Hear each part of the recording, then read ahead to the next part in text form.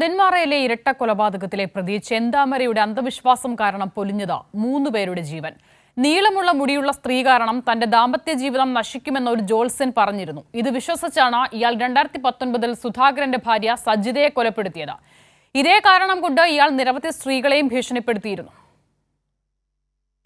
ഭാര്യ പിണങ്ങിപ്പോയതിന് കാരണം നീളമുള്ള മുടിയുള്ള ഒരു സ്ത്രീയാണെന്ന് ചെന്താമരയോട് ഒരു ജോത്സ്യൻ പറഞ്ഞു. അങ്ങനെ ഒരു സ്ത്രീയെ അന്വേഷിച്ചപ്പോൾ ചെന്താമരയുടെ കൺമുന്നിൽപ്പെട്ടത് സജിതയാണ്. അങ്ങനെ 2019 സജിതയെ ഇയാൾ ക്രൂരമായി കൊലപ്പെടുത്തി. അന്ധവിശ്വാസമാണുള്ള ഒരുപാട്.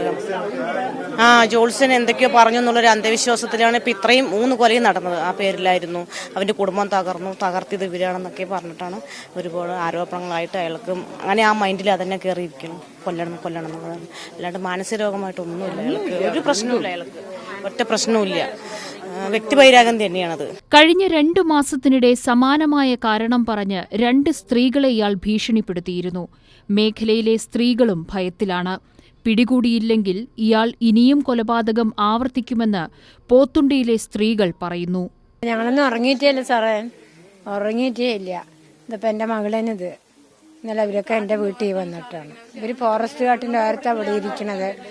എങ്ങനെ ഉറങ്ങും? എന്നിട്ട് അവള് എൻ്റെ വീട്ടിൽ വന്നിട്ടാണ് കടന്നിരിക്കുന്നത്. എന്നിട്ട് ഞങ്ങൾ ഉറങ്ങിയിട്ടേ ഇല്ല. കുടുംബ പ്രശ്നങ്ങളെ തുടർന്ന് ചെന്താമരയുടെ ഭാര്യയും മകളും വർഷങ്ങളായി ഇയാളിൽ നിന്ന് അകന്നു കഴിയുകയാണ്.